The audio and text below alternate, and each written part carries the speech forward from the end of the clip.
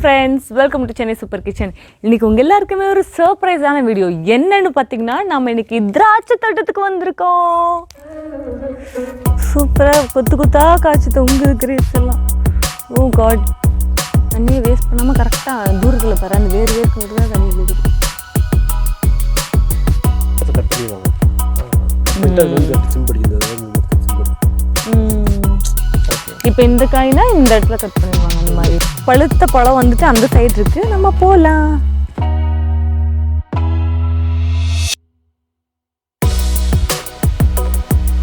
திராட்சை கிட்டக்கு பார்ப்போமா? அங்கே பாருங்க.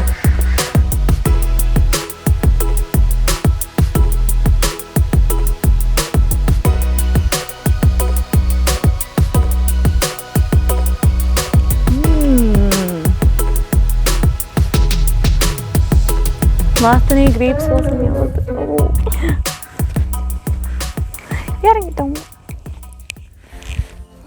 கிரேப்ஸ் தோட்டம் இன்னைக்கு தான் நான் நேரில் பார்க்குறேன். ஆக்சுவலாக உங்கள் எல்லாருக்குமே ரொம்ப இன்ட்ரெஸ்டிங்காக இருக்குன்னு நினைக்கிறேன். பன்னீர் திராட்சை சொல்லுவோம் பார்த்தீங்களா, அந்த வெரைட்டி ஆஃப் கிரேப்ஸ் இது எல்லாமே. இங்கே பார்த்தீங்களா ஃபுல்லாக பன்னீர் திராட்சை. இது இன்னும் ஃபுல்லாக வளரல, இப்போ தான் க்ரீன் கலரில் இருக்குது. இது இன்னும் பர்பிள் கலரில் ஆகணும். எனக்கு இதெல்லாம் கொத்தாக நேரில் பார்த்தோன்னே ஒரே ஆர்வம் ஆயிடுச்சு. ஃபுல்லாகவே க்ரீனாக இருக்குது. க்ரீனாக இருக்கலாம் உங்களுக்கு தெரில. நான் பர்பிள் கிரேப்ஸ் அந்த பக்கம் இருக்குது காட்டுறேன்.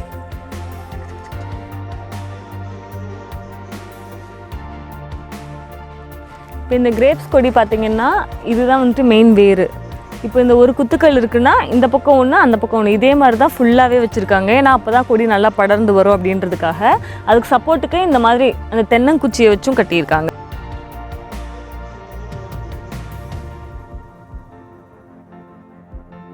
அது வந்துட்டு இந்த ஸ்டெம் வளையாமல் இருக்கணும் அப்படின்றதுக்காக. இதுக்கு தண்ணி பார்த்தீங்கன்னா மேலே ஹோஸ் போட்டிருக்காங்க. இந்த ஹோஸில் பார்த்தீங்கன்னா 4 இடத்துலேருந்து தண்ணி வருமா, அதாவது ட்ராப்பாக சொட்டுமா. அந்த கீழே பார்த்தீங்கன்னா உங்களுக்கு தெரியும் இந்த 4 இடத்துல மட்டும் ட்ராப் விழுந்த மாதிரி இருக்குல்ல. அது ஏன் நான் கேட்டேன், ஏன் மேலே அப்படி கட்டியிருக்கீங்க அப்படின்னு சொல்லிட்டு. இப்போ கீழே அவங்க கட்டினாங்கன்னா கீழே உழுகிறதுக்குலாம் வந்துட்டு டியூபெல்லாம் சுருட்டிட்டு உழுகிறதுக்கு கஷ்டமாக இருக்குது. இப்போ மேலே இருந்ததுன்னா சின்ன டிராக்டரை வச்சு இங்கெல்லாம் உழுதுட்டு அந்த வேருக்கு கிட்டக்க இருக்கிறது மட்டும் களையால் வச்சுட்டு அவங்க களை எடுத்துருவோம் அப்படின்னு சொன்னாங்க. அதோட அந்த வேர் நான் முன்னாடி சொன்ன மாதிரி இந்த குத்துக்களுக்கு இந்த பக்கம் ஒன்று அந்த பக்கம் ஒன்று வச்சுருக்காங்க. தண்ணியும் வந்துட்டு கரெக்டாக அந்த 2 வேருக்கு அளவாக விழுகிற மாதிரி, தண்ணி நிறைய வேஸ்ட் ஆகாமல் அந்த 2 வேருக்கு அளவாக விழுகிற மாதிரி அவங்க மேலேருந்து ட்ராப் ஆகிற மாதிரி செட் பண்ணியிருக்காங்க. இங்கே ஃபுல்லாகவே கிரேப்ஸ் தான். என் தலைக்கு மேலே பார்த்தா உங்களுக்கு தெரியும்னு நினைக்கிறேன்.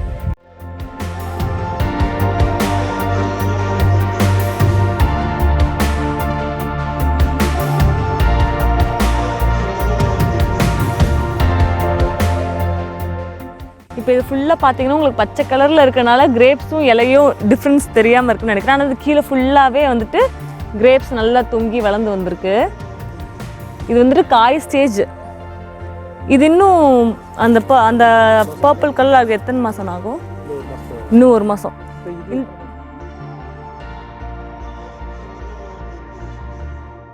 கொஞ்சம் கேப் தள்ளி சிம்படிச்சுன்னு இந்த வரல அதை வந்து ஒரு நாரை வச்சு இந்த கட்டிடுவாங்க. தூக்கி இருக்கிறதுல அப்படி இழுத்து வச்சு அப்படி இந்த நாரை வச்சு கட்டிடுவாங்க.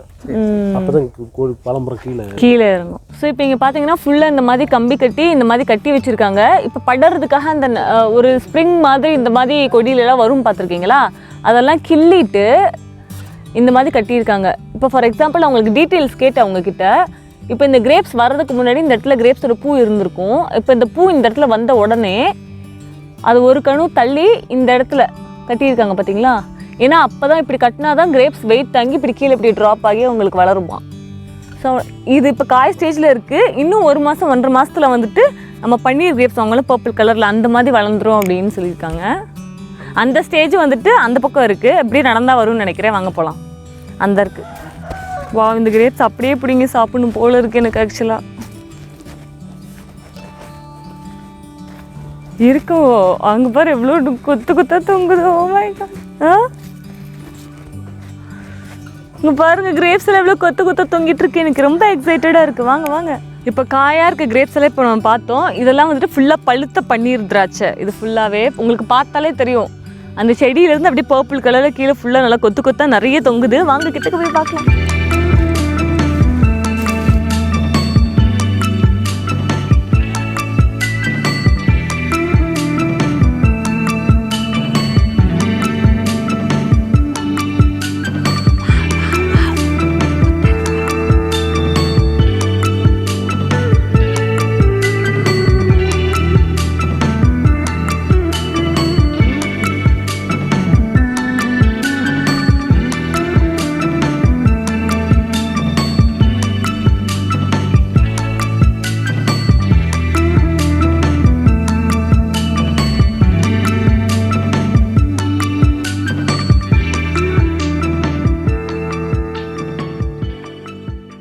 இப்போ இந்த கிரேப்ஸ் கொடி பார்த்தீங்கன்னா இப்போ ஃபஸ்ட்டு அவங்க கண்ணை வாங்கி வச்சு இந்த மாதிரி கொடியாக வளர்கிறதுக்கு வந்துட்டு 1.5 வருஷம் கிட்ட ஆகுமா.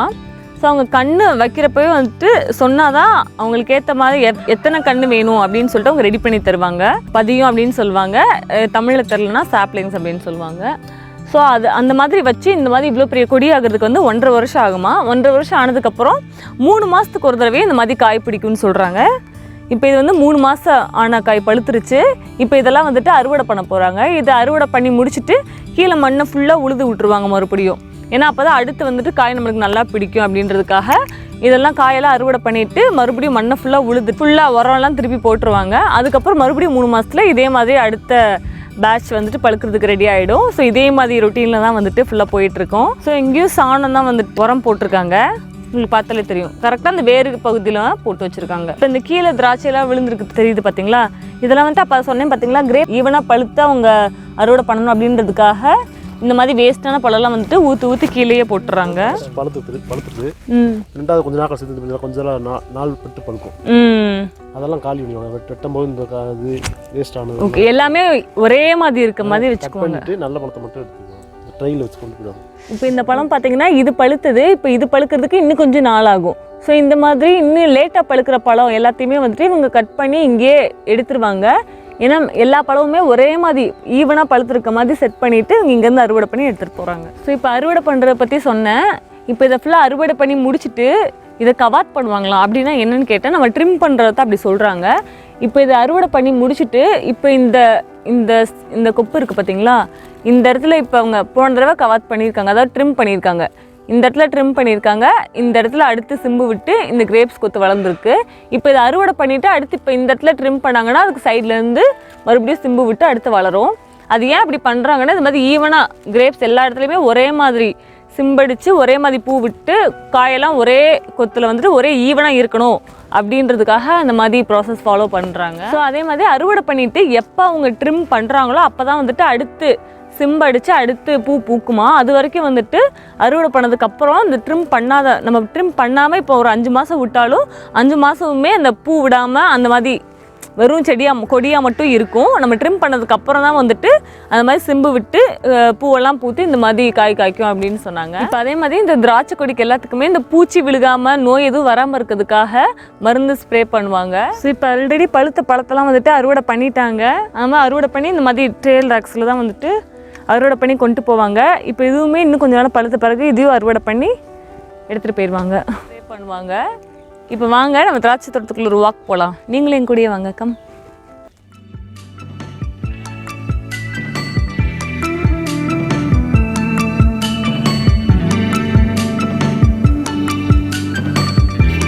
சூப்பராக இருக்கு, ரொம்ப அழகாக இருக்கு அந்த மண்.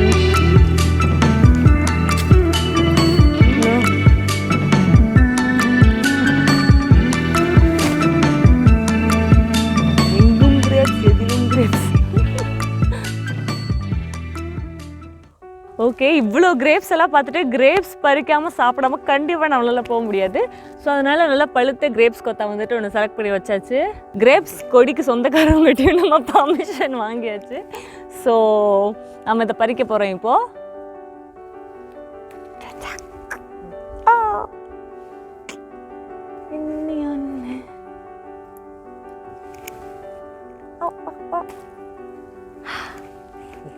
சூப்பர், கிரேப்ஸ் பறிச்சாச்சு. இப்போ அதை நம்ம வாஷ் பண்ணிவிட்டு சாப்பிடலாம். ஓகே, நம்ம வீடியோவோட எண்டுக்கு வந்தாச்சு.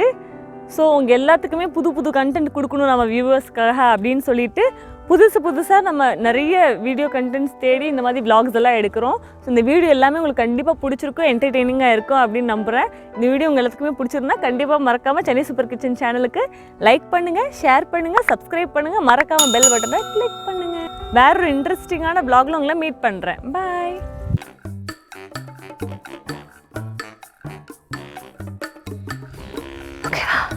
தம்பி போங்க தம்பி, என்னவா எடுக்கிறீங்களா?